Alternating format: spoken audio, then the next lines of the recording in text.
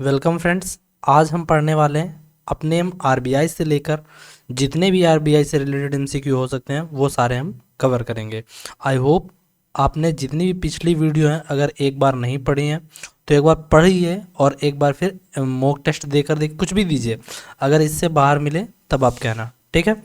तो जाहिर सी बात, आई होप आपको हमारी वीडियो पसंद आएगी और जो भी कंटेंट मैं ला रहा हूँ कोई ऐसा नहीं कहीं से भी मुंह उठाकर ला दिया, ठीक है। और भले ही यूट्यूब है, ठीक है, लेकिन यहाँ पर जो भी कंटेंट होगा वो ऑथेंटिक होगा और प्लस आपके लिए प्रैक्टिस के लिए बेनिफिशियल होगा, ठीक है। तो विदाउट टाइम वेस्टिंग के अपनी क्लास को शुरू करेंगे। अगर आप चैनल पर नए हो तो पहले चैनल को सब्सक्राइब करना है, बेल आइकन को प्रेस कर लें, ठीक है। और प्रेस कर लेंगे तो आपके लिए आपका सिलेक्शन डेफिनेटली होगा। क्यों? क्योंकि आप एक बार ट्राई करके देखेंगे फिर आपको समझ में आ जाएगा। देखो, आज हम जो इकोनॉमिक क्लास में पढ़ेंगे, क्या पहले मैं बता देता हूँ। इकोनॉमिक क्लास में हम आज पढ़ेंगे आरबीआई के बारे में, यानी कि रिजर्व बैंक ऑफ इंडिया। इससे रिलेटेड एमसीक्यू आते रहते हैं इकोनॉमिक्स से, ठीक है। तो उनको हम कवर करने वाले हैं, ठीक है। और कोई भी एमसीक्यू नहीं बचेगा। और मैं ये भी बता देता हूँ, यूपीएससी को छोड़कर कोई भी आप एग्ज़ाम दे रहे हो ये सभी के लिए फ्रूटफुल होगा। लेकिन अगर आप यूपीएससी का भी मतलब इस क्लास को देखना चाहते हैं तो 50% कम से कम यूपीएससी इससे कवर हो जाएगा। आई होप आपको ये चीज़ समझ में आ गई हो। तो अपनी क्लास को हम शुरू करते हैं। पहले और एक बात ये भी याद रखना, जाकर क्वेश्चन भले ही इंग्लिश में आपको दिख रहा है लेकिन मैं हर क्वेश्चन को हिंदी में बोलता हूँ ताकि ऐसा ना लगे कि केवल इंग्लिश में देने के कारण कोई आपकी चीज़ छूट जाए, ठीक है। तो पहला क्वेश्चन है कि where is the ink manufacturing unit of RBI in 2022 located, ठीक है। तो इसकी कोई इंक मैन्युफैक्चरिंग जो आरबीआई की होती है, यानी कि इंक कहाँ बनती है, ठीक है, किसकी? आरबीआई की। तो आपको ये बात पता होनी चाहिए, इसकी कोई अलग अलग नहीं होती है, ठीक है। और कोई ईयर वाइज चेंज नहीं होता है। अगर बाय द वे कहीं चेंज करना हो तो बता देंगे, ठीक है, अपडेट कर देंगे। तो इसकी जो इंक मैन्युफैक्चरिंग यूनिट है वो मैसूर में है, यानी कि ऑप्शन इसका बी करेक्ट हुआ। आई होप आपको इतनी सी बात समझ में आ गई हो, ठीक है। चलते हैं हम अगले क्वेश्चन की ओर।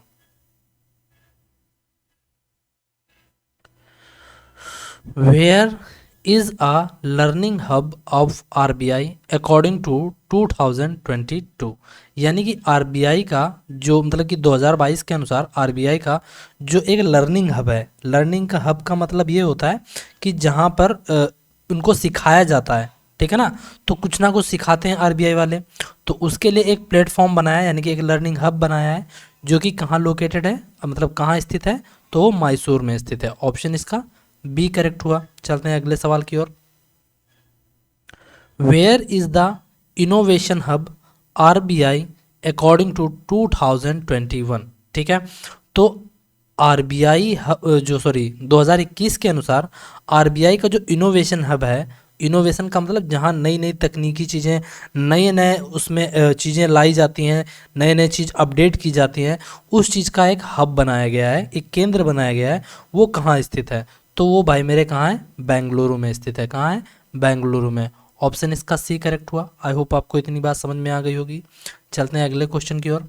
How many has the regional and sub office of RBI, यानी कि आरबीआई के कितने क्षेत्रीय, यानी कि एक रीजनल में है और सब ऑफिस कुल कितने हैं? तो रीजनल और आरबीआई के रीजनल और सब ऑफिस मिलाकर कुल कितने हैं? 31 ऑफिस हैं। कितने? 31। ऑप्शन इसका ए करेक्ट हुआ। मुझे लगता है इतनी बात समझ में आ गई होगी। अगला क्वेश्चन हमारा है, how many are the local और जोनल ऑफिस ऑफ आरबीआई। देखो, पहले रीजनल और सब ऑफिस पूछा था जिनकी संख्या 31 थी, लेकिन यहाँ पर आरबीआई के जोनल ऑफिस पूछा है। और क्या पूछा है? और लोकल ऑफिस, यानी कि लोकल अथवा जोनल ऑफिस कितने हैं आपसे ये पूछा है। तो उनकी संख्या कितनी है? 4। चाहे आप अगर आपसे पूछे जोनल और लोकल तो इनकी संख्या आप बताएंगे 4। ऑप्शन इसका डी करेक्ट हुआ। चलते हैं अगले सवाल की ओर। एक सेकंड, थोड़ा सा मिनिमाइज कर लेते हैं, ठीक है, कंफर्टेबल है, कोई प्रॉब्लम नहीं।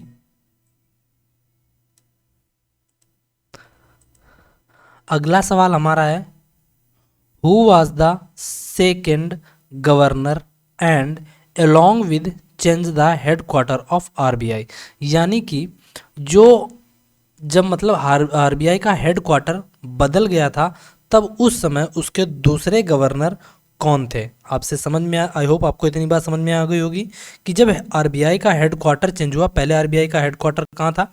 आरबीआई का हेड क्वार्टर कोलकाता में हुआ करता था, बाद में मुंबई हुआ, ठीक है। तो जब हेडक्वार्टर चेंज हुआ तब उस समय उसके दूसरे गवर्नर कौन हुआ करते थे? तो उसके जो दूसरे गवर्नर थे वो भाई मेरे कौन थे? James Tyler. आपसे पूछा है आरबीआई के दूसरे गवर्नर, जब आरबीआई का हेडक्वार्टर चेंज हुआ तब कौन से दूसरे गवर्नर थे? तो आप कहेंगे James Tyler. Option D correct है। ये पूछा गया है सीजीएल 2018 में ये सवाल आया था, ठीक है। चलते हैं अगले सवाल की ओर। Who is the fourth governor of RBI and he is the longest serving governor? मतलब उस आरबीआई के चौथे गवर्नर का नाम बताना है जो जिसका जो जिसने मतलब कि एक लंबे समय तक क्या बोलते हैं जाकर गवर्नर के पद पर सेवा की, ठीक है। यानी कि गवर्नर के पद पर एक लंबे समय तक रहा और वो चौथा गवर्नर था। उसका नाम क्या था? उनका नाम बताना है। तो उनका नाम था बेनेगल रामाराव, ठीक है, बेनेगल रामाराव। ऑप्शन इसका बी करेक्ट हुआ। अगर आपसे पूछे कि चौथा गवर्नर कब से कब तक रहा, तो आई होप आपको मैं बता देता हूँ 1943 से 1949 से 1949 से 57 तक, ठीक है। आई होप आपको सबसे लंबा गवर्नर पीरियड समझ में आ गया, याद रहेगा 49-50 यानी कि 8 साल तक रहे थे। बात समझ में आ गई। अगर जेम्स टायलर का पूछना है, पिछले वाले क्वेश्चन को मैं बता देता हूँ। जेम्स टायलर का अगर आपको पीरियड जानना है तो उसका भी मैं बता देता हूँ। जेम्स टायलर जो थे ये ब्रिटेन से रिलेट करते थे, ब्रिटेन से मतलब थे, ठीक है। और इनका जो पीरियड रहा था यानी कार्यकाल रहा था वो 1937 से 1943 तक रहा। आई होप आपको इतनी बात समझ में आ गई हो। चलते हैं अगले क्वेश्चन की ओर। Who is the 15th governor of RBI and along with he is prime minister of India? मतलब आपको उस आरबीआई गवर्नर का नाम बताना है जो कि भारत का एक प्रधानमंत्री भी रहा है। और वो कौन से थे? वो 15वें गवर्नर थे। आई होप आपको इतनी बात समझ में आ गई हो। तो उनका नाम था मनमोहन सिंह। क्या नाम था? मनमोहन सिंह। और ये कब आरबीआई गवर्नर के रूप में काम कर रहे थे? तो वो कर रहे थे 1982 से 1985 यानी कि 82 से 85 तक उन्होंने क्या बोलते हैं आरबीआई के पद पर काम किया। आई होप आपको इतनी बात समझ में आ गई। और ये 15वें थे। क्या थे? 15वें गवर्नर थे, ठीक है। ऑप्शन इसका ए करेक्ट होता है। चलते हैं अगले सवाल की ओर। Which option is correct related to RBI governor? RBI governor यानी कि रिजर्व बैंक ऑफ इंडिया के गवर्नर से संबंधित कौन सा विकल्प सही है? आपको ये बताना है, ठीक है, कोई प्रॉब्लम नहीं होनी चाहिए। 16th गवर्नर अमिताभ घोष थे, बिल्कुल थे। जो 16th गवर्नर थे और ये बहुत कम समय के लिए भी इन्होंने क्या बोलते हैं सर्व किया था, मतलब सबसे कम इनका पीरियड रहा था, ठीक है, बहुत कम समय के लिए इन्होंने शासन किया। और ये 16वें गवर्नर थे। 16वें गवर्नर का नाम क्या था? अमिताभ घोष। आई होप आपको बात समझ में आ गई। तो यानी कि पहला ऑप्शन तो करेक्ट है। अगला 23वें गवर्नर रघुराम सिंह राजन हुआ करते थे। तो बिल्कुल रघुराम सिंह जो राजन थे ये भाई मेरे 23वें गवर्नर थे। कौन से थे गवर्नर? 23वें गवर्नर थे। उसके बाद 24वें गवर्नर आरबीआई के उर्जित पटेल थे। तो बिल्कुल थे। इन्होंने जो था 2016 से लेकर 2018 तक शासन 2016 से लेकर 2018 तक क्या बोलते हैं आरबीआई के गवर्नर के पद के रूप में काम किया। फिर 25वें गवर्नर शक्तिकांत दास हैं जो 2018 से 24 तक रहेंगे। ये बात बिल्कुल सत्य है। ये भी 25वें, यानी कि चारों ऑप्शन विकल्प हमारे सही हैं। इसीलिए यहाँ पर कौन सा करेक्ट होगा? ऑप्शन ई करेक्ट होगा। जहाँ पर लिखा है ऑल आर करेक्ट, ऑप्शन इसका ई करेक्ट हुआ। चलते हैं अगले सवाल की ओर। Who is the shortest serving governor of RBI? अभी मैंने बताया था आरबीआई के गवर्नर के रूप में सबसे कम पीरियड बहुत कम समय के लिए उन्होंने शासन किया। तो उनका नाम था अमिताभ घोष। क्या नाम था? अमिताभ घोष, जो कि आरबीआई के 16वें गवर्नर थे। बात समझ में आ गई। चलते हैं अगले सवाल की ओर। ऑप्शन इसका सी करेक्ट होता है। Which option is correct related to RBI? RBI से संबंधित कौन सा विकल्प सही है आपको बताना है। ठीक है, आरबीआई क्या करता है? प्रिपेयर करता है मॉनेटरी पॉलिसी को, तो बिल्कुल इसमें कोई प्रॉब्लम नहीं। आरबीआई क्या करता है? मॉनेटरी पॉलिसी को प्रिपेयर करता है, बिल्कुल सही बात है। और आरबीआई रेगुलेट करता है बैंकिंग सिस्टम इन इंडिया। भारत में जितने भी बैंक हैं उनको रेगुलेट करने का काम कौन करेगा? आरबीआई करता है। इसीलिए इसको सेंटर बोला जाता है, सेंटर ऑफ बैंकिंग बोला जाता है। ठीक है, RBI control money and supply and inflation, बिल्कुल आरबीआई का फर्ज बनता है और वो कंट्रोल भी करता है, महंगाई को कंट्रोल में रखे और मनी सप्लाई को बना कंट्रोल में रखे। इसीलिए इसका एक बैंड भी बोला जाता है 4+2%। याद आपको पता होगा खुद ही। ठीक है, आरबीआई इशूज मनी और करेंसी ऑफ इंडिया, यानी कि आरबीआई क्या करता है? मनी और करेंसी, भारत की जो क्या बोलते हैं, मनी अथवा करेंसी को जारी भी करता है। बिल्कुल सही बात है। ऑप्शन यानी कि यहाँ पर सारे ही करेक्ट हैं, इसीलिए ऑप्शन ई लगाना पड़ेगा। ऑप्शन ई यहाँ पर करेक्ट हुआ। एक बात और याद रखना, जब यहाँ पर बैंक से रिलेटेड बात हुई है तो मैंने बैंक की क्लास करा दी है। ठीक है, बैंक की क्लास करा दी है, कंप्लीट हो चुकी है। तो उसकी आप वीडियो देखेंगे तो आपको मतलब बैंक से संबंधित जितने भी, जैसे कि कब बैंकों का राष्ट्रीयकरण हुआ, क्या सारी चीज़ें उसमें कवर हुई हैं। उससे बाहर आपको पढ़ने की ज़रूरत नहीं है, डायरेक्ट आप एमसीक्यू करेंगे। ठीक है, आई होप आपको इतनी बात समझ में आ गई होगी। और चैनल को सब्सक्राइब करना बिल्कुल भी ना भूलें और दोस्तों के साथ अपने क्या कर दें, शेयर कर दें और एक लाइक करें और कमेंट करें कि क्या इज़ दिस कोर्स रिलेवेंट और नॉट। ठीक है, आई होप आपको ये इतनी बात समझ में आ गई होगी। देखो ये चीज़ें करते रहा करो, क्योंकि इससे मुझे मोटिवेशन मिलेगा, then definitely I will provide good content. ठीक है, तो let's continue. The next question is which option is not correct related to RBI? RBI से संबंधित कौन सा एक विकल्प सही नहीं है? ठीक है, आपको वो ऑप्शन चुनना है जो भाई मेरे सही नहीं है। तो आरबीआई रेगुलेट करता है मनी मार्केट इन इंडिया में, बिल्कुल बात सही है। आरबीआई मैनेज करता है फॉरेन रिजर्व ऑफ इंडिया को, तो ये बात आपको क्या बोलते हैं जाकर, मतलब कि सत्य है कि आरबीआई क्या करता है, जो भारत में जो भी फॉरेन रिजर्व होते हैं उनको मैनेज करने का काम आरबीआई करता है। ठीक है, आरबीआई प्रोवाइड करता है न्यू लाइसेंस, यानी कि बैंकों को, कोई बैंक खोलना चाहता है तो उसके लिए एक लाइसेंस ज़रूरत पड़ती है, तो उसके लिए नई लाइसेंस कौन देगा? आरबीआई देगा। तो ये भी बात सही है। और उनको कैंसिल भी करना चाहें, कि उनकी लाइसेंस को रद्द करना चाहें, तो ये आरबीआई के पास पावर है। ठीक है, अगला है RBI is not the central bank, गलत है ये ऑप्शन। यही हमारा यानी कि करेक्ट हुआ ऑप्शन डी, क्योंकि ये हमारा विकल्प सही नहीं है। आरबीआई तो भाई मेरे एक केंद्रीय बैंक है ना, जो कि सारी बैंकों को रेगुलेट करता है। ठीक है ना, तो इसीलिए ऑप्शन जो हमारा सही नहीं है वो ऑप्शन डी सही नहीं है, इसीलिए मुझे चुनना पड़ेगा ऑप्शन डी। ठीक है, चलते हैं अगले सवाल की ओर।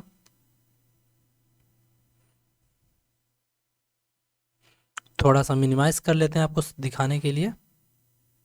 ठीक है, the RBI prints all the currency notes except the currency note, मतलब आरबीआई क्या करता है? ओके, आरबीआई क्या करता है? प्रिंट करता है, सभी मुद्रा को प्रिंट करता है। ठीक है, और आपको बताना है किस मुद्रा को छोड़कर सभी मुद्राओं को प्रिंट करता है। मतलब आरबीआई क्या करता है? सभी मुद्रा को प्रिंट करता है, लेकिन किस मुद्रा को वो प्रिंट नहीं करता है? 10 रुपये के नोट को, 5 रुपये के नोट को, 1 रुपये के नोट को, 2 रुपये के नोट को। तो आपको ये बात याद रखनी है कि जो आरबीआई है वो 1 रुपये के नोट को ना ही प्रिंट करेगा, क्योंकि आरबीआई जो होता है जाकर ना, वो 1 रुपया नहीं, 1 रुपये से ऊपर क्या होगा? 1 रुपये से ऊपर कोई भी मनी होगी वो आरबीआई प्रिंट करेगा और इशू भी वही करेगा। बात मुझे लगता है इतनी समझ में आ गई होगी। ठीक है ना, अगर इतनी बात समझ में आ गई है, चलते हैं अगले सवाल की ओर। एक सेकेंड, वेट अ मोमेंट। ठीक है, चलते हैं अगले सवाल की ओर।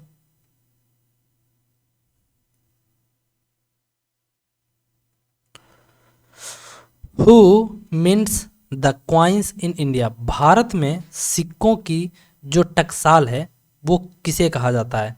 यानी कि reserve bank of India, prime minister's office, commerce and industry ministry, ministry of finance. यानी कि एक तो आरबीआई करेगा, या भारत का प्रधानमंत्री का ऑफिस कार्यालय वाला, या वाणिज्य और औद्योगिक मंत्री करेंगे, या वित्त मंत्री, मिनिस्ट्री ऑफ फाइनेंस यानी कि वित्त मंत्रालय के लोग करेंगे। तो आपको ये बताना है कि who mints the coins in India, भारत में सिक्के कौन छापता है या बनाता है?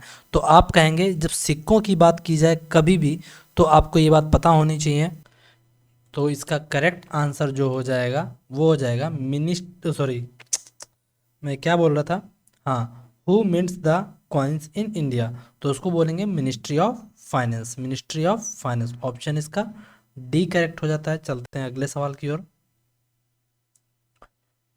What are the principles of issuing note, यानी कि नोटों को इशू करने का जो मुख्य इनमें से कौन सा है? कौन यानी कि what are the principles of issuing notes, तो आपको इनमें से बताना है कौन सा करेक्ट हो।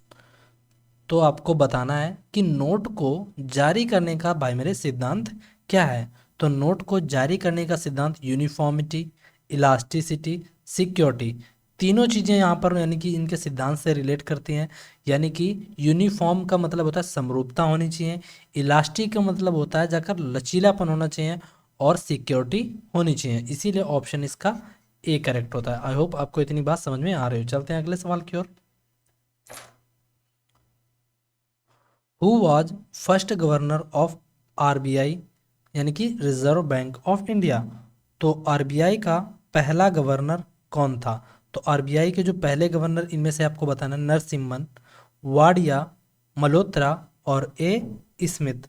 यानी कि एक्चुअल में यहाँ पर होना जो चाहिए था गड़बड़, थोड़ा सा नाम लिखा हुआ है क्योंकि क्या बोला है आपको, इंडिया के पूछा है, जो कि आरबीआई के पहले गवर्नर भी थे, तो उनका नाम था ओसबॉर्न स्मिथ। एक्चुअल में पूरा नाम यहाँ पर नहीं लिखा हुआ है, इनका नाम था ओसबॉर्न स्मिथ, जो कि आरबीआई के पहले गवर्नर थे। और जब इन्होंने मतलब कि जब इनका पीरियड रहा था वो 1935 से 1937 तक गवर्नर के पद के रूप में काम किया। इसीलिए इसका ऑप्शन डी करेक्ट होता है, ये वाला। चलते हैं अगले सवाल की ओर। In which year the RBI adopted the minimum reserve system of note issue, यानी कि किस वर्ष आरबीआई ने minimum reserve system of note issue, मतलब कि जो नोट जो होते हैं उनको जारी करने की प्रणाली को एक एक मतलब कि रिजर्व कर दिया था, एक न्यूनतम रिजर्व कर दिया था, तो वो किस साल किया था? आपसे ये सवाल पूछा है, ठीक है। आई होप आपको इतनी बात समझ में आ गई होगी। तो 1956, 1956, तो 1956 में आरबीआई ने जो था नोट इशू करने की प्रणाली को मिनिमम कर दिया था, मिनिमम रिजर्व कर दिया था। आई होप आपको इतनी बात समझ में आ गई होगी। ऑप्शन इसका सी करेक्ट होता है। चलते हैं अगले सवाल की ओर। थोड़ा सा और बड़ा कर देते हैं आपको दिखाने के लिए। The term of appointment of RBI governor is, यानी कि जो आरबीआई के गवर्नर को नियुक्त करने का कार्यकाल कितना होता है? अब मैं आपको बताता हूँ, ये क्वेश्चन एक्चुअल में थोड़ा सा, अगर मैं बात करूँ जाकर प्रीवियस ईयर में, पहले 5 साल हुआ करती थी, अभी कितनी है? नाउ, राइट नाउ, अभी की बात करते हैं जाकर एज पर 2022। तो भाई मेरे इसकी जो क्या बोलते हैं जाकर, जो आरबीआई गवर्नर की जो अपॉइंटमेंट टर्म जो हो गई है वो 3 ईयर हो गई है। आई होप आपको इतनी बात समझ में आ गई होगी, ठीक है। अगर 3 साल ऑप्शन में दिया हो तो 3 लगाना करंट अगर मैं पूछे, और अगर 5 साल दिया हो तो आप 5 साल लगाएंगे। आई होप आपको इतनी बात समझ में आ रही होगी, ठीक है। तो ऑप्शन इसका बी करेक्ट होता है। चलते हैं अगले सवाल की ओर।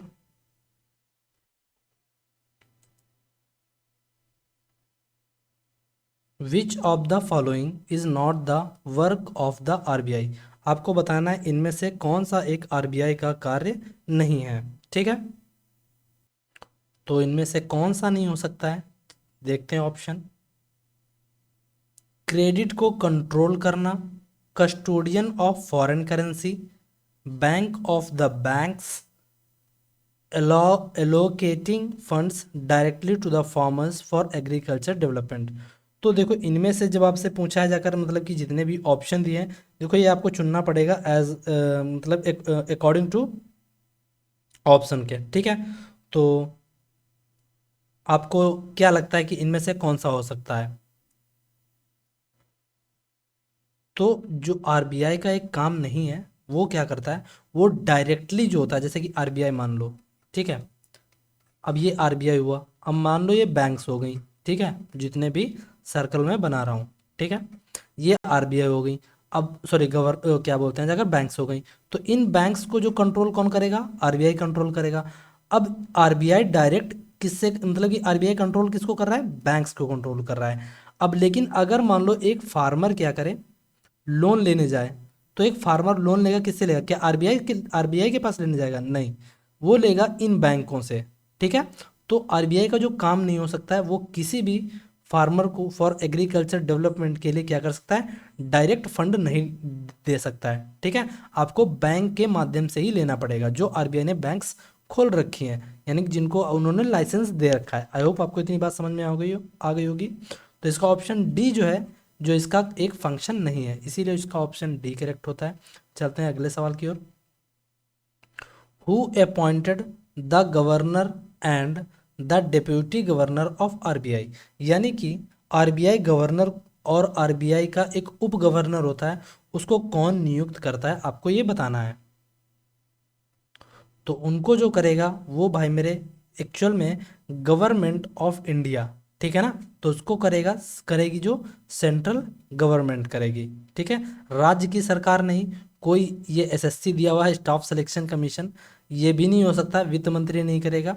तो आप कहेंगे द सेंट्रल गवर्नमेंट, यानी कि केंद्र सरकार। ऑप्शन इसका सी करेक्ट होता है। चलते हैं अगले सवाल की ओर।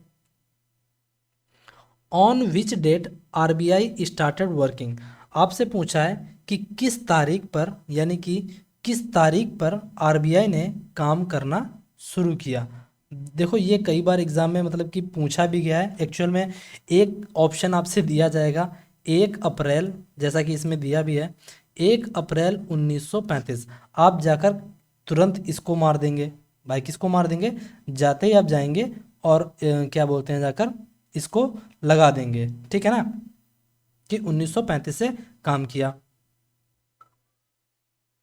और एक होता क्या है, एक होता है 1934 वाली डेट। तो आदमी इनमें कंफ्यूज होता है, लोग कंफ्यूज होते हैं, क्या करते हैं स्टूडेंट अक्सर कंफ्यूज हो जाते हैं, क्यों हो जाते हैं। एक्चुअल में 1 अप्रैल 1935 को क्या हुआ था, आरबीआई की स्थापना हुई थी, क्या हुई थी, आरबीआई इस्टेब्लिश्ड हुई थी। और इसका तब मुख्यालय जो था, वो था भाई मेरे, जब 1935 में, तब इसका हेडक्वार्टर हुआ करता था कोलकाता। बात समझ में आ रही होगी। लेकिन लगभग लगभग 1937 में इसका हेडक्वार्टर हो गया मुंबई, क्या हो गया, मुंबई, ठीक है। तो आरबीआई ने जब काम करना शुरू किया था, वो इस सन में किया था 1935 में। लेकिन 1934 कब लगाएंगे, जब लगाएंगे जब भाई मेरे पूछा जाए कि आरबीआई ने एक्ट पास किया था कब। तो आरबीआई ने जो एक्ट पास किया था, ठीक है, वो 1934 में किया था। और आरबीआई ने काम करना कब शुरू किया था, या स्थापना कब हुई थी, 1 अप्रैल 1935 को। आपको बात समझ में आ गई होगी, ठीक है।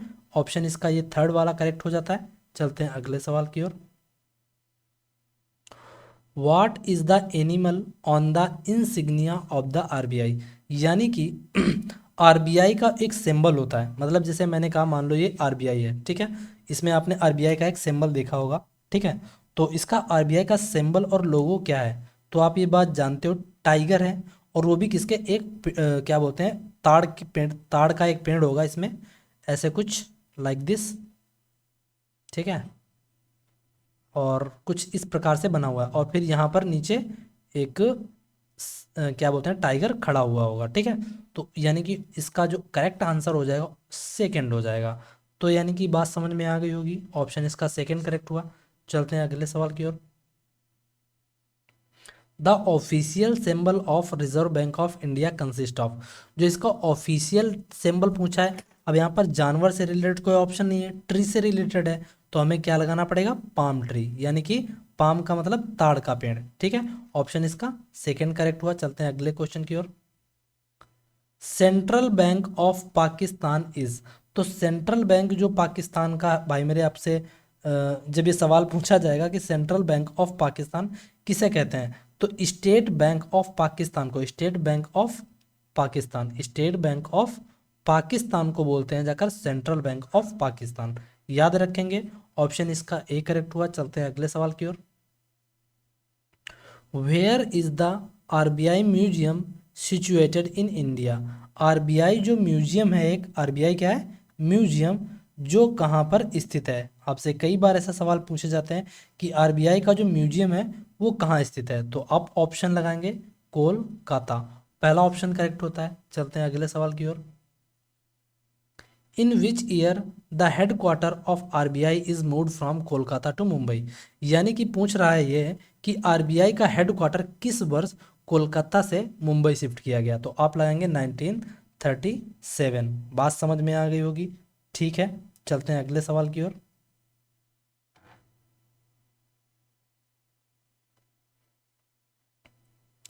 Where is the head quarters of RBI, RBI का अभी हेड क्वार्टर कहाँ पर है, आप लगाएंगे ऑप्शन मुंबई। ठीक है, ऑप्शन इसका पहला करेक्ट होता है। चलते हैं अगले सवाल की ओर। भाई साहब बड़ा भीषण क्वेश्चन बना दिया, चलो कोई बात नहीं। Consider the following statements about the reserve bank of India, यानी कि आरबीआई के बारे में जो भी निम्नलिखित कथन दिए गए उन पर विचार करें। It was setup on the basis of recommendation of Hilton young commission, मतलब जो आरबीआई की जब क्या बोलते हैं, जब इसकी स्थापना की जा रही थी तो इसकी सिफारिश जो थी वो क्या बोलते हैं जाकर, हिल्टन यंग कमीशन के द्वारा की गई थी। बिल्कुल सही बात है। ठीक है, और कब की गई थी, लगभग लगभग 1926 के करीब। ठीक है, RBI commenced its operation on 1 April 1935 as a government owned bank, बिल्कुल बात सही है। 1 अप्रैल 1935 के रूप में 35 में गवर्नमेंट ने क्या किया, खुद की बैंक के रूप में काम करना शुरू किया। इट वॉज नेशनलाइज्ड ऑन 1 अप्रैल 1949, इसका जो राष्ट्रीयकरण हुआ वो कब हुआ, 1949 में। तो क्या भाई मेरे ये करेक्ट है। देखो यहाँ पर मैं एक बात बताऊं, एक्चुअल में यहाँ पर भाई मेरे ये भी सही है, इसका 1 अप्रैल 1949 को राष्ट्रीयकरण हुआ।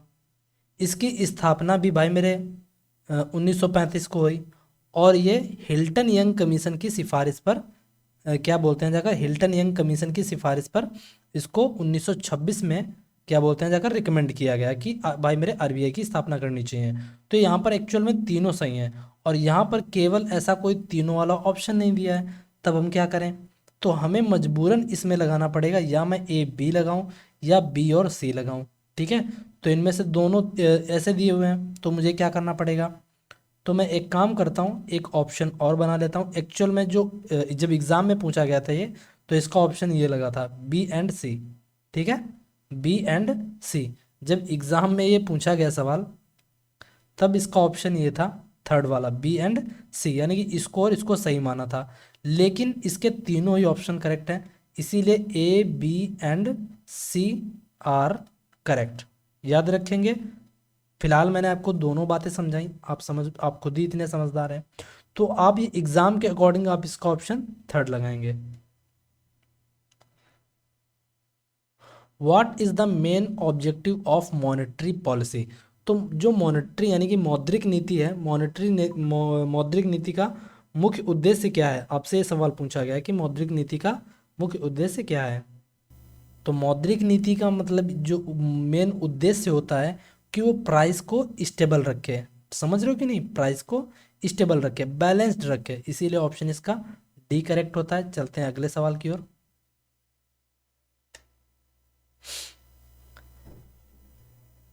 समझ में आ गया होगा आपको। Who regulates monetary policy in India, तो भारत में मौद्रिक नीति को कौन संचालित करता है, तो आप लगाएंगे ऑप्शन बी, यानी कि आरबीआई जो है ये भाई मेरे मौद्रिक नीति को संचालित करता है, इसीलिए इसका ऑप्शन बी करेक्ट है। चलते हैं अगले सवाल की ओर। RBI manage the foreign exchange under the act. तो आरबीआई जो होता है जाकर वो भाई मेरे किस एक्ट के तहत फॉरेन एक्सचेंज को मैनेज करता है? तो भाई मेरे किस एक्ट के तहत? तो भाई मेरे याद रखना 1999 के तहत फॉरेन एक्सचेंज मैनेजमेंट को एक्ट को के तहत क्या करता है? इसको आरबीआई मैनेज करता है। किसके तहत? 1999 के एक्ट के तहत। ठीक है, ऑप्शन इसका डी करेक्ट होता है। चलते हैं अगले सवाल की ओर।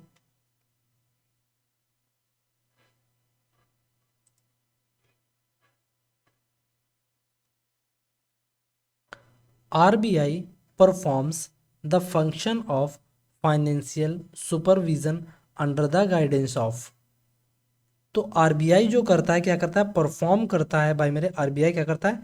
Perform the function of financial supervision, यानी कि किसकी निगरानी के तहत? किसकी निगरानी के तहत? वित्तीय सुरक्षा यानी कि वित्तीय निगरानी का काम करता है। ठीक है, तो आप कहेंगे BFS यानी कि board of for financial supervision के तहत। किसके तहत? बोर्ड फॉर फाइनेंशियल सुपरविजन के तहत क्या करता है ये? वित्तीय फाइनेंशियल क्या करता है? सुपरवाइज करता है, यानी कि वित्तीय निगरानी का काम करता है। ठीक है, चलते हैं अगले सवाल की तरफ। इसका आंसर बी करेक्ट हुआ।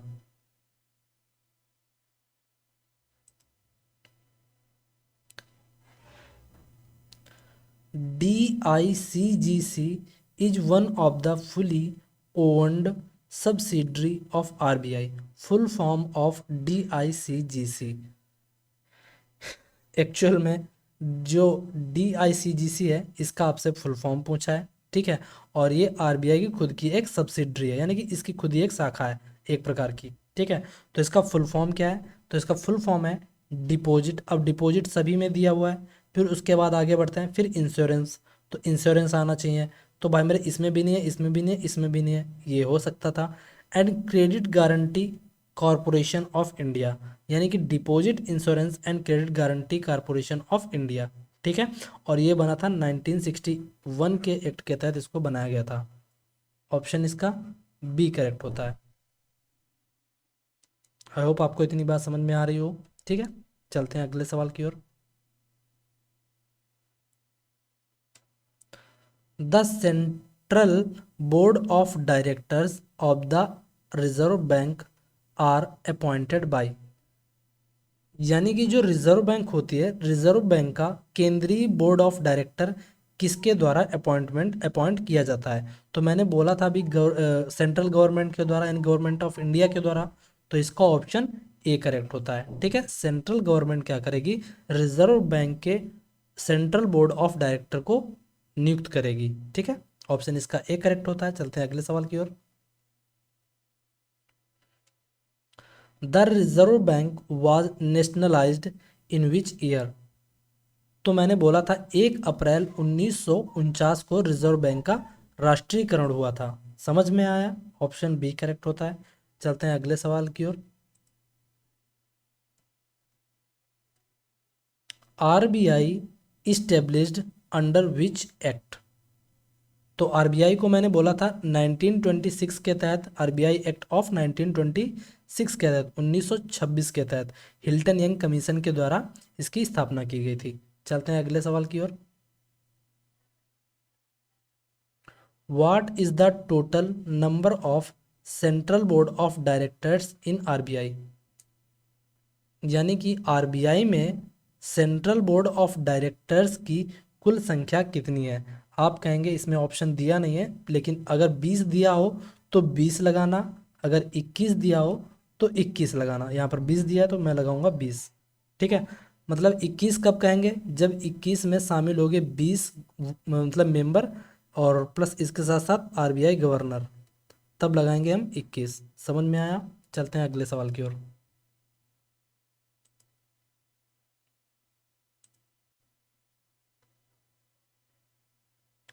Which denomination note was the first paper currency issued by RBI in January 1938? Okay, मतलब कि विच डिनोमिनेशन नोट, कौन से अवमूल्यन नोट जो पहली पेपर करेंसी जारी की गई थी आरबीआई के द्वारा 1938 में, तो वो था 5 रुपये का नोट। कौन सा? 5 रुपये के नोट का पहली बार इसको फर्स्ट पेपर करेंसी जारी की गई थी आरबीआई के द्वारा, और कब जारी की गई थी? 1938 में। ठीक है, चलते हैं अगले सवाल की ओर।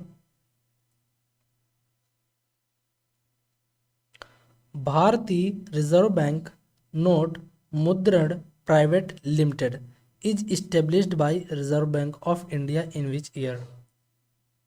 यानी कि आपसे डायरेक्टली कभी कभार ऐसा होता है कि आपसे फुल फॉर्म भी पूछा जा सकता है कि BRB NMPL का फुल फॉर्म क्या है, ये भी पूछा जा सकता है। तो आपको ये मैं बता रहा हूँ कि जो इसका फुल फॉर्म मतलब कि भारतीय रिजर्व बैंक नोट मुद्रा प्राइवेट लिमिटेड जो है, इसकी स्थापना जो आरबीआई ने की थी, किस साल की थी? तो भाई मेरे की थी क्या बोलते हैं, 3 फरवरी 1995 को। कब की थी? 3 फैब 1995 को। ठीक है, ऑप्शन इसका डी करेक्ट होता है। चलते हैं अगले सवाल की ओर।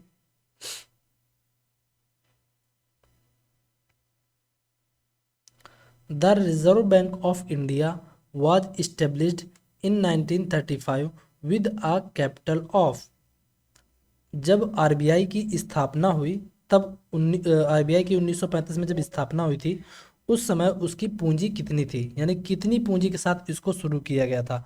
तो 50 लाख, 1 करोड़, 2 करोड़, 5 करोड़, 10 करोड़। तो आप लगाएंगे 5 करोड़। ठीक है, ऑप्शन डी करेक्ट होता है। चलते हैं अगले सवाल की ओर।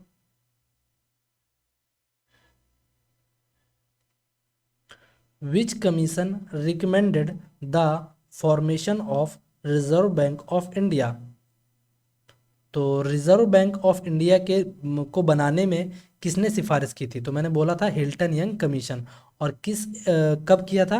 1926 में। ठीक है, ऑप्शन इसका बी करेक्ट होता है। चलते हैं अगले सवाल की ओर। Where was the first headquarter of reserve bank of India. RBI का पहले हेडक्वार्टर यानी कि पहला हेडक्वार्टर क्या हुआ करता था? तो आप कहेंगे कोलकाता। अभी मुंबई है, पहले कोलकाता हुआ करता था। ठीक है, 1935 के करीब कोलकाता हुआ करता था, और उसके बाद इसका हेडक्वार्टर 1937 में मुंबई कर दिया गया। बात समझ में आ गई? ठीक है, चलते हैं अगले सवाल की ओर। RBI was set up on the basis of the recommendation of। तो आरबीआई की जब भाई मेरे इसकी स्थापना की गई, वाज सेटअप किया गया, किसकी सिफारिश के आधार पर किया गया? कभी कभार आपको क्या देगा? हिल्टन यंग कमीशन देगा, और कभी कभार आपको देगा रॉयल कमीशन। तो आप यहाँ पर रॉयल कमीशन दिया हुआ है तो रॉयल कमीशन लगाते, अगर हिल्टन यंग कमीशन दिया होता तो हम हिल्टन यंग कमीशन लगाते। इसीलिए इसका सेकेंड ऑप्शन करेक्ट होता है। चलते हैं अगले सवाल की ओर।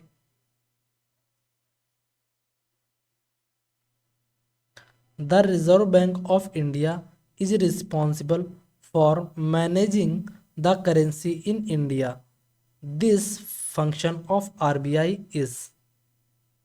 मतलब कहने का यह है पूरा पूरा ओवरऑल, जो रिजर्व बैंक ऑफ इंडिया है जिम्मेदार होती है, क्या करती है? भारत में करेंसी को मैनेज करने के लिए जिम्मेदार है, ये हम सभी जानते हैं। लेकिन RBI, this function of RBI is defined in, यानी कि जो ये फंक्शन जो कार्य था, ये कब निर्धारित किया गया था, कब डिफाइन किया गया था? आपसे ये सवाल पूछा है। ठीक है, तो ये निर्धारित किया गया था भाई मेरे reserve bank of India act 1934 के तहत। कब? Reserve bank of India 1934 act के तहत। चलते हैं अगले सवाल की ओर। थोड़ा सा पेज को जूम कर देते हैं।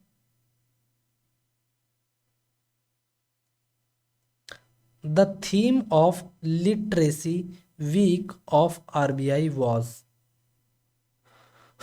आरबीआई की जो साक्षरता साप्ताहिक थीम थी वो क्या थी? तो भाई मेरे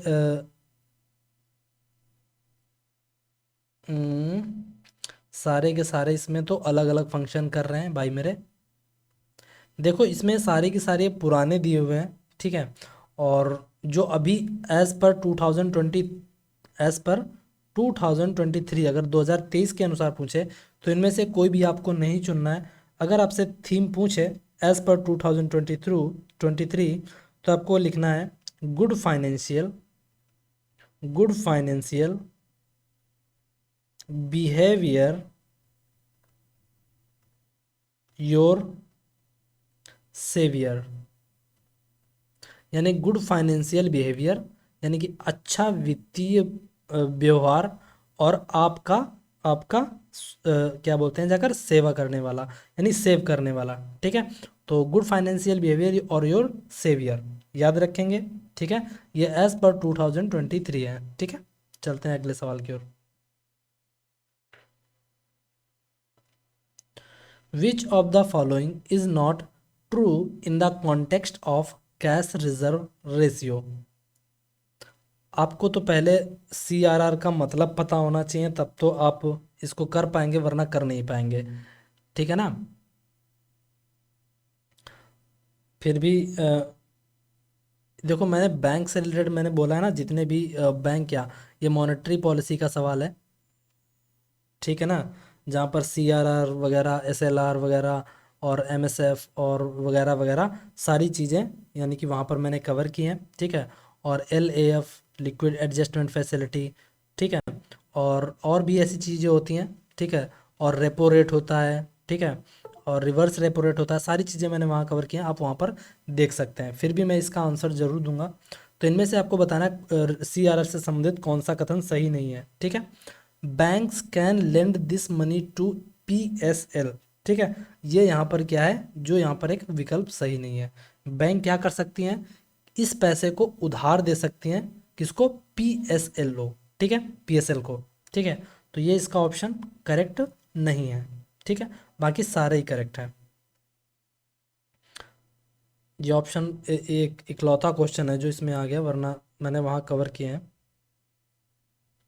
The note of which denomination will have the motif of the famous site of रानी का वाव।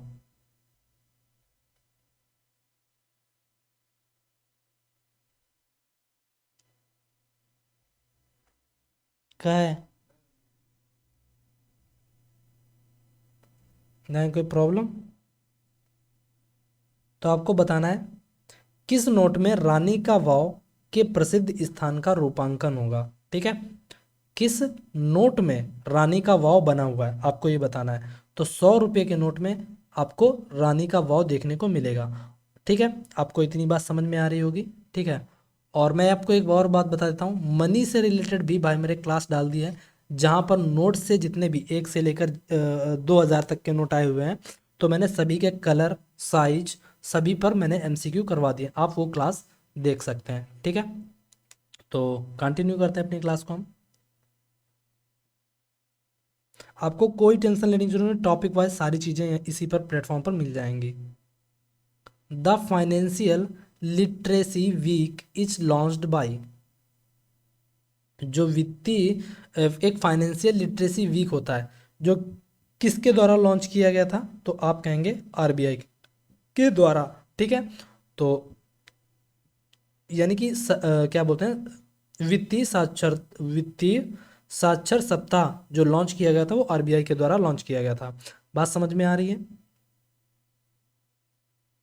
What is the maximum base rate fixed by RBI।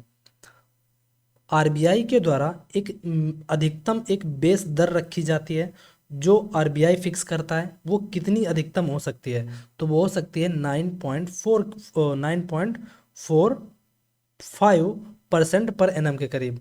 लेकिन यहाँ पर दिया हुआ है 9.3, तो मैं अप्रॉक्सीमेट लेकर इतना ही लगाऊंगा, कितना, 9.3%। ठीक है, ऑप्शन थर्ड करेक्ट होता है। चलते हैं अगले सवाल की ओर। थोड़ा सा छोटा कर देते हैं, ज़्यादा ही बड़ा सवाल हो गया अब। ठीक है, एक सेकेंड एक सेकेंड। ठीक है, चलो कर ही देते हैं। In November 2017, RBI simplified FEMA by putting all amendments under one notification. What does E stands for in FEMA? कहने का मतलब भाई मेरे पूरे ओवरऑल इतना जितना भारी का सवाल है, इतना बड़ा सवाल है नहीं। ठीक है, मैं आपको बता देता हूँ। जो फेमा वर्ड दिया हुआ है ना, इसमें ई जो है, ई का मतलब क्या है, आपसे ये सवाल पूछा है। ठीक है, तो इंटरप्राइजेस, एक्सचेंज, इवेल्युएट, स्टेट, यानी कि इंटरप्राइजेस का मतलब होता है जाकर यानी कि धंधे से, बिजनेस से, और एक्सचेंज का मतलब होता है विनिमय से। तो यहाँ पर ऑप्शन जो फेमा में दिया हुआ है वो एक्सचेंज होता है। समझ रहे हो, बात समझ में आ गई होगी। तो फेमा का मैं फुल फॉर्म ही लिख ही देता हूँ, फॉरेन एक्सचेंज मैनेजमेंट एक्ट। समझ में आया, FEMA। ठीक है, चलते हैं अगले सवाल की ओर।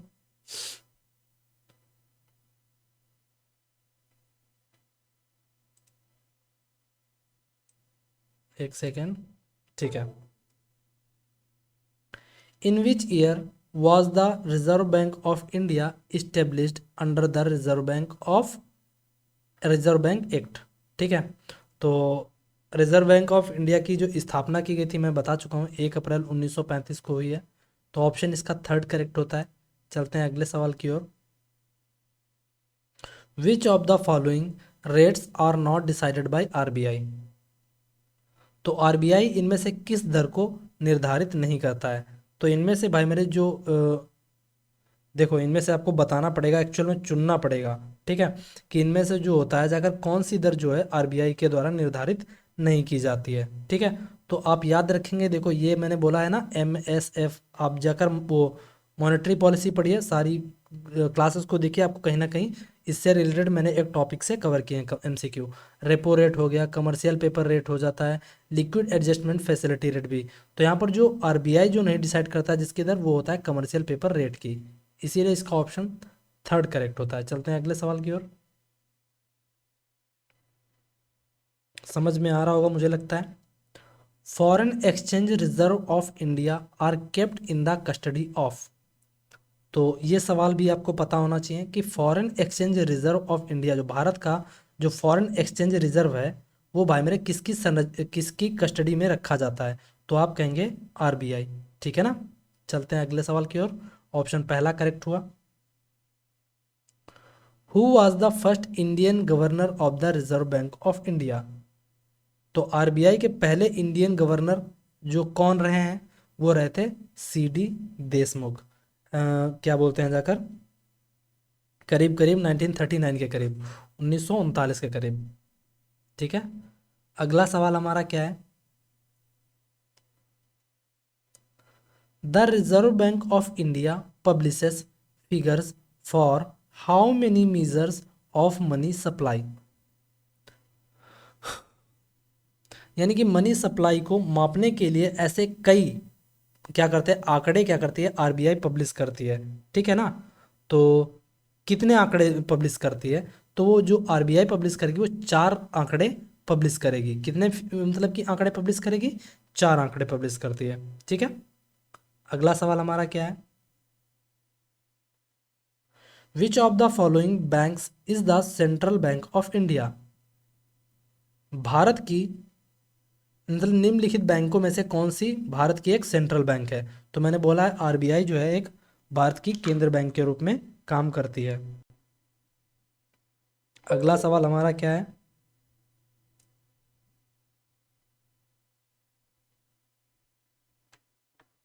एक second.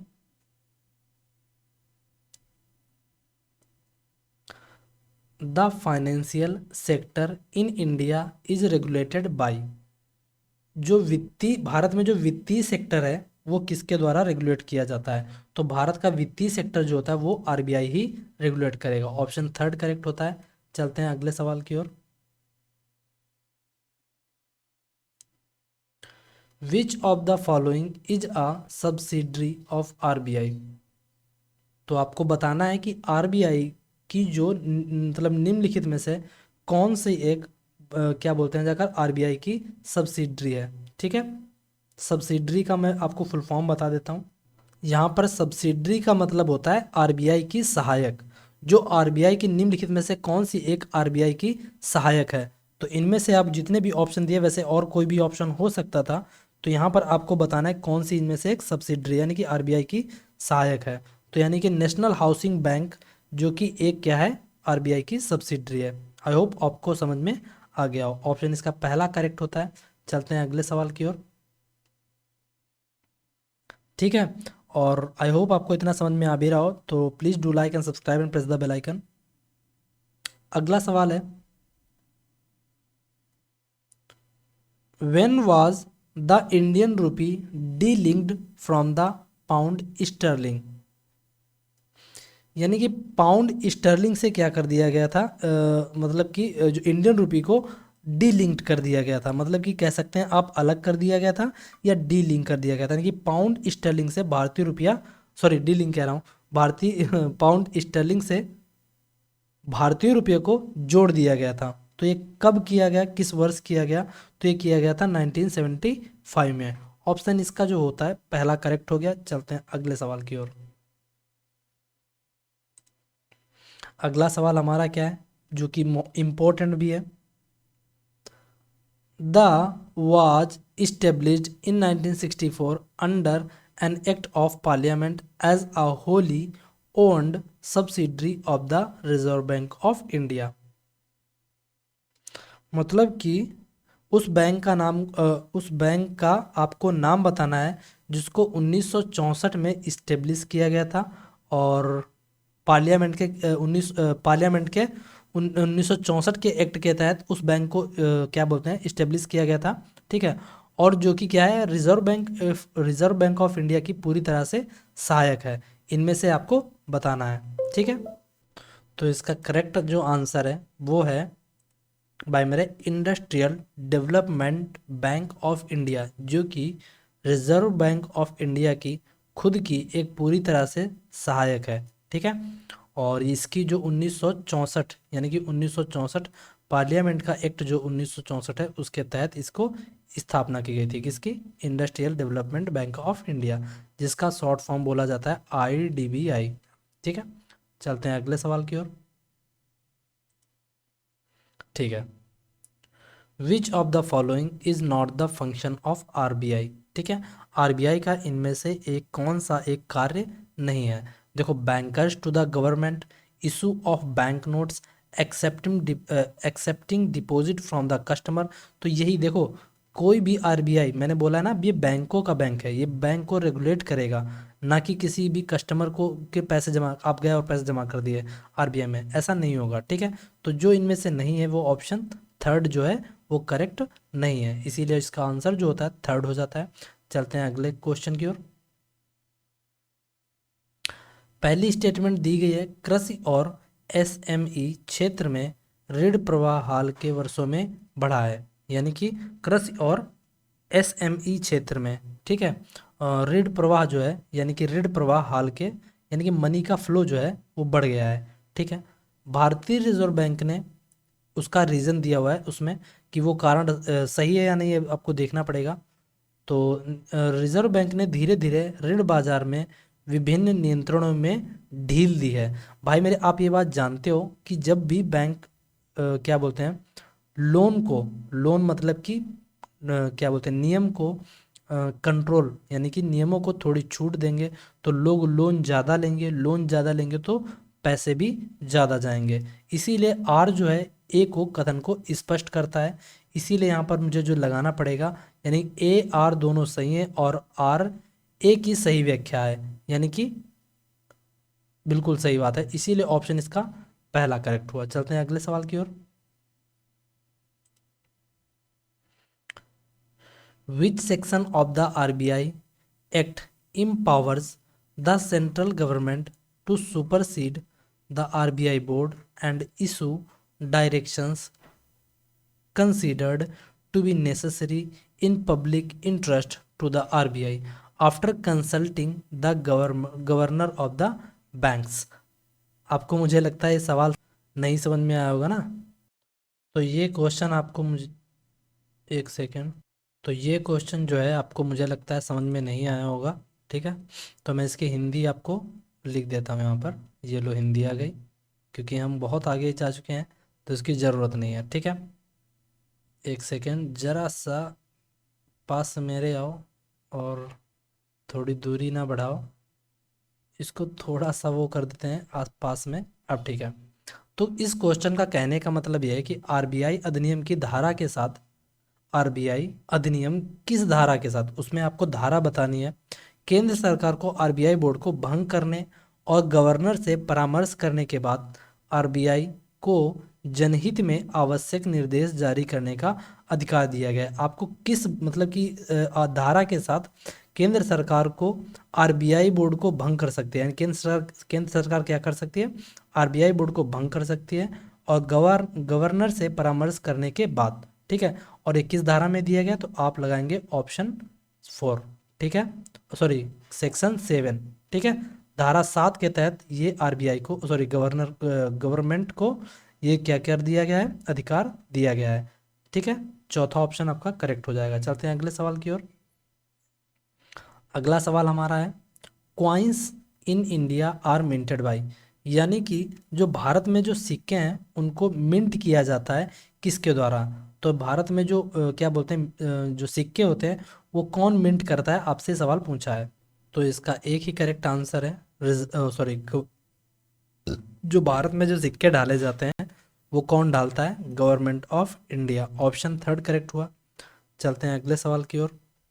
Which of the following statements is are correct about reserve bank of India, यानी कि रिजर्व बैंक ऑफ इंडिया से संबंधित निम्नलिखित में से कौन सा कथन सही है। It is a nationalised bank, it is the central bank of India, बिल्कुल बात सही है। इट वॉज इस्टेब्लिश्ड इन 1935, यहाँ पर यानी कि चारों कथन करेक्ट हैं। इसका जो हुआ 1 अप्रैल 1949 को राष्ट्रीयकरण हुआ और ये भारत की बैंकों की बैंक यानी कि सेंट्रल बैंक ऑफ इंडिया कही जाती है और इसकी स्थापना भी 1 अप्रैल 1935 को हुई थी, यानी कि ये चारों ऑप्शन करेक्ट हैं, ठीक है। तो फोर्थ ऑप्शन आपका करेक्ट होता है। चलते हैं अगले सवाल की ओर।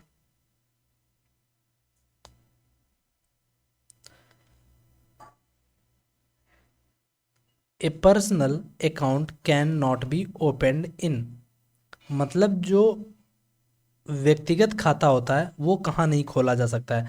अगर आपको खाता खुलवाना है तो कहाँ नहीं खोल सकते, आप एक प्राइवेट बैंक में खोल सकते हैं, एक शेड्यूल्ड बैंक में खोल सकते हैं, एक कोऑपरेटिव बैंक में खोल सकते हैं, लेकिन रिजर्व बैंक ऑफ इंडिया में आप नहीं खोल सकते हैं। इसीलिए इसका थर्ड ऑप्शन करेक्ट हो जाता है। चलते हैं अगले सवाल की ओर। मुझे लगता है इतने क्वेश्चन आपको मैंने जितने करवा दिए हैं ना, आपको ढूंढेंगे ना तब भी नहीं मिलेंगे, तो ना ही कोई करवाता भी है, फर्जी है टीचर, क्योंकि मुझसे बेहतर आप ना ही जानते होंगे कि कैसे हैं लोग इस धरती पर। विच of the following is not the function of reserve bank of India, यानी कि रिजर्व बैंक ऑफ इंडिया का इनमें से कौन सा एक कार्य नहीं है। तो नोट को जारी करना, bankers of the government, clearing house function, loan provided to the public.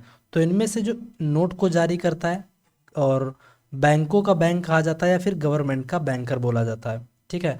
और क्लियरिंग हाउस हाउस फंक्शन ये भी इसका काम है, लेकिन कभी भी लोन क्या होती है, कोई भी पब्लिक में इनसे आरबीआई से नहीं लेता है, जबकि वो बैंकों से लेता है, मतलब जो आरबीआई जिनको कंट्रोल करती है, ठीक है।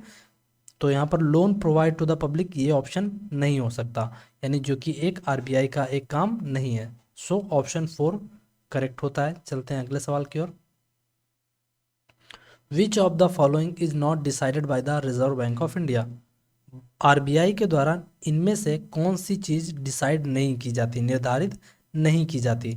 बैंक रेट डिसाइड करता है, रेपो रेट डिसाइड करता है, रिवर्स रेपो रेट डिसाइड करता है, लेकिन जो आय कर होता है कि कितना भाई मेरे आपके आय पर कर लगेगा, ये भाई मेरे गवर्नमेंट डिसाइड करती है, ना कि बैंक। तो ऑप्शन जो इनमें से जो नहीं डिसाइड करता है वो ऑप्शन 4 हुआ, जो भाई मेरे क्या बोलते हैं जाकर आरबीआई डिसाइड नहीं करती है।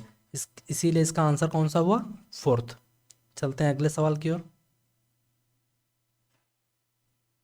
आपको बताना है इनमें से एक कौन सा जो रिजर्व बैंक ऑफ इंडिया का काम नहीं है। नोट को जारी करना और कैश क्या बोलते हैं custodian of cash reserve of commercial bank, accepting deposit and advancing loan to public. मैंने बोला है कई बार कि लोग उसमें पैसा नहीं आरबीआई में जमा कर सकते हैं और ना ही लोन को प्रोवाइड करता है लोगों को।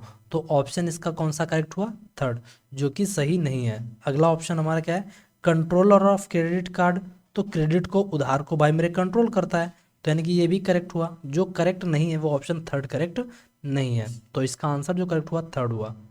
चलते हैं अगले सवाल की ओर।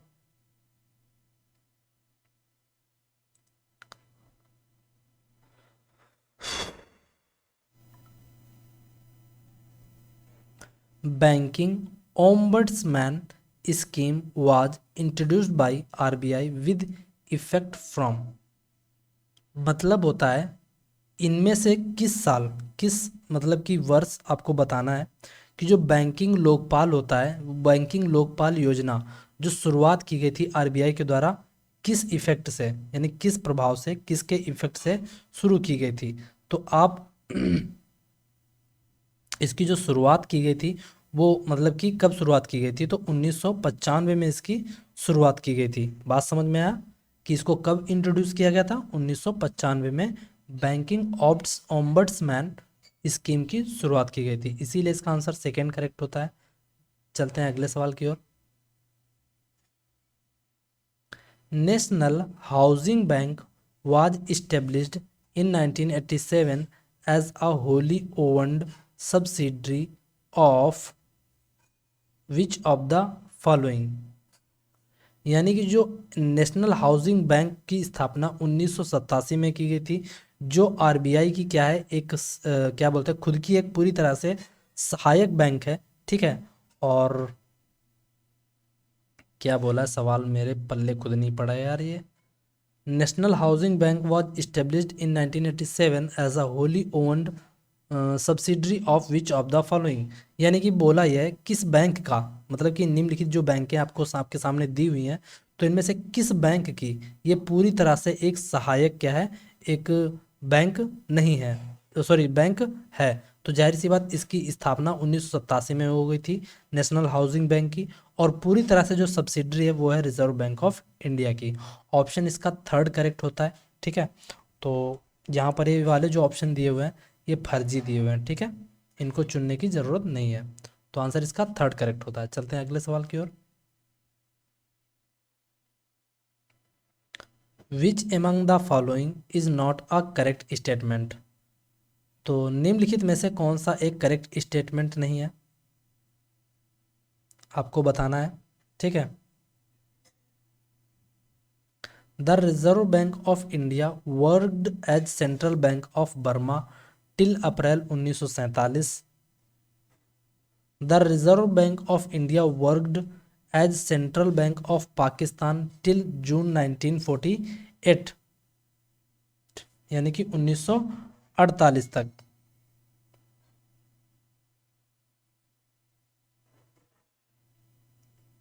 कहाँ कहाँ से यार ये क्वेश्चन उठाकर रख दिए भाई। चलो ठीक है।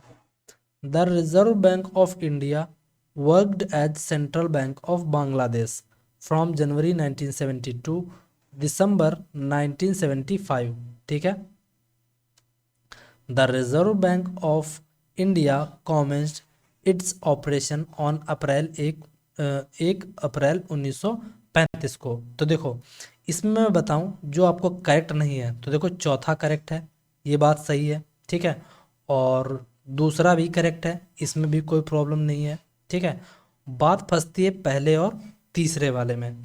तो reserve bank of India work जो सेंट्रल बैंक ऑफ बर्मा यानी कि म्यांमार की बात कर रहा है, और 1947 की बात करें जाकर, और बांग्लादेश फ्रॉम जनवरी 1972 से 1975 तक बांग्लादेश के क्या बोलते हैं इसके केंद्रीय बैंक के रूप में काम किया। तो इसमें भाई मेरे ये भी करेक्ट हुआ, ठीक है। तो ऑप्शन पहला भी करेक्ट है, दूसरा भी करेक्ट है, चौथा भी करेक्ट है, ऑप्शन थर्ड जो है वो करेक्ट नहीं है, ठीक है। ऑप्शन जो है थर्ड करेक्ट नहीं है। आई होप आपको इतनी बात समझ में आ गई होगी। चलते हैं अगले सवाल की ओर। अगला सवाल हमारा क्या कह रहा है, देखिए। Who is the governor of the reserve bank of India, यानी कि इनमें से कौन सा एक आरबीआई गवर्नर रहा है। तो देखो वाईवी रेड्डी, उर्जित पटेल, रघुराम सिंह राजन, ये तो दोनों रहे ही हैं, ये बात जानते हो, ठीक है। ये 23वें हैं, ये 24वें हैं, और एक है मोंटेक सिंह और वाईवी रेड्डी, इनमें से आपको बताना है। तो इनमें से जो भाई मेरे नहीं रहे हैं वो मोंटेक सिंह नहीं रहे हैं, बाकी वाई वी रेड्डी रहे हैं। तो मैं कह सकता हूँ कि इनमें से, अरे shit shit shit shit shit, एक सेकेंड। तो जो इनमें से, अरे यार क्या हो रहा है, बुलशिट।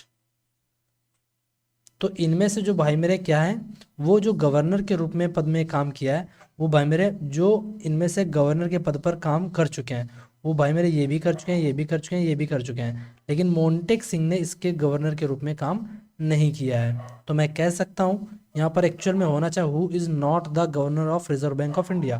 तो ऑप्शन पहला नहीं होना चाहिए था। ठीक है, चलते हैं अगले सवाल की ओर।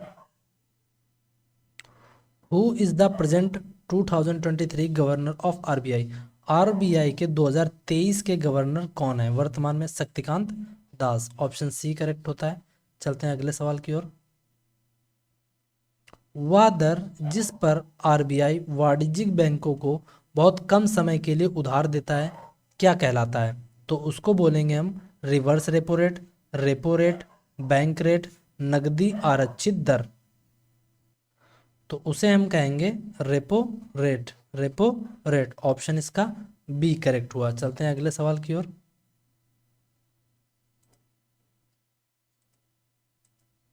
अगला सवाल हमारा क्या है? अर्थव्यवस्था में मुद्रा आपूर्ति को नियंत्रित करने के लिए आरबीआई द्वारा उपयोग किया जाने वाला एक महत्वपूर्ण उपाय एसएलआर। अब आपसे पूछा है एसएलआर का पूर्ण रूप क्या है, फुल फॉर्म क्या है? तो इसका मतलब होता है स्टैट्यूटरी लिक्विडिटी रेशियो। ऑप्शन इसका बी करेक्ट हुआ। चलते हैं अगले सवाल की ओर।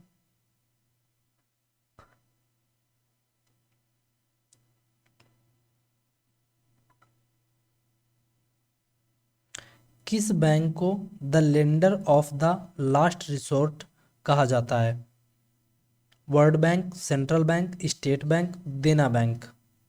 इनमें से किस बैंक को the lender of the last resort कहा जाता है? तो भाई मेरे सेंट्रल बैंक यानी कि आरबीआई को the lender of the last resort कहा जाता है। चलते हैं अगले सवाल की ओर। पीआईबी यानी कि पीआईबी द्वारा भारत मतलब जो सकल घरेलू उत्पाद जिसको जीडीपी बोला जाता है का मूल्य प्रकाशित किया जाता है यानी कि पीआईबी के द्वारा भारत के सकल घरेलू उत्पाद का मूल्य प्रकाशित किया जाता है येन, भारतीय रुपये में, युआन में, अमेरिकी डॉलर में। तो किस में यानी कि जीडीपी को रिप्रेजेंट किया जाता है यानी कि पब्लिश किया जाता है? तो किस रूप में इसको रिप्रेजेंट करते हैं? आप कहेंगे भारतीय रुपये में। इसीलिए इसका एक करेक्ट आंसर होता है ऑप्शन बी। तो ऑप्शन बी इसका करेक्ट आंसर होता है। भारतीय रुपये में पीआईबी के द्वारा जीडीपी के मूल्य को पब्लिश किया जाता है। ठीक है, चलते हैं अगले सवाल की ओर।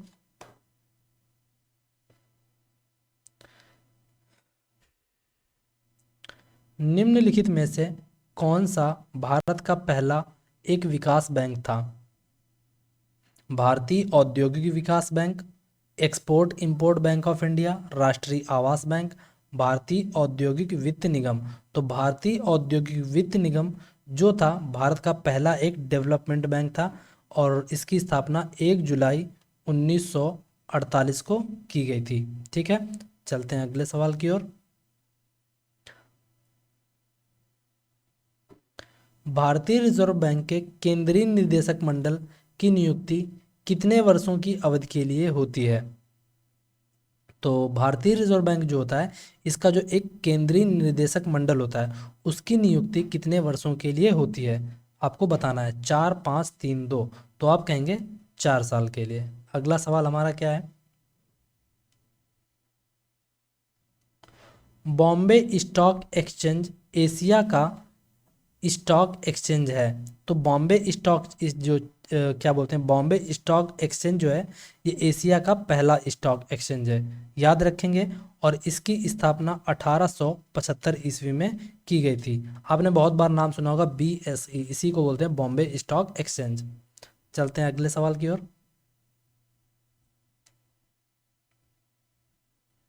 भारतीय रिजर्व बैंक के बारे में कौन सा कथन गलत है? आपको बताना है इनमें से कौन सा कथन गलत है। भारतीय रिजर्व बैंक अधिनियम 1934 में अधिनियमित किया गया था, बिल्कुल बात सही है। 1929 में हिल्टन यंग कमीशन ने एक केंद्रीय बैंक की स्थापना की, संस्तुति की, जिसे भारतीय यानी कि आरबीआई क्या बोला जाता है, जिसे भारतीय रिजर्व बैंक कहा जाता है। तो यहाँ पर यही ऑप्शन गलत होता है। एक्चुअल में 1929 नहीं था, 1926 था। 1926 में हिल्टन यंग कमीशन अथवा रॉयल कमीशन के द्वारा बाईमरे आरबीआई को सेटअप करने की बात कही गई थी।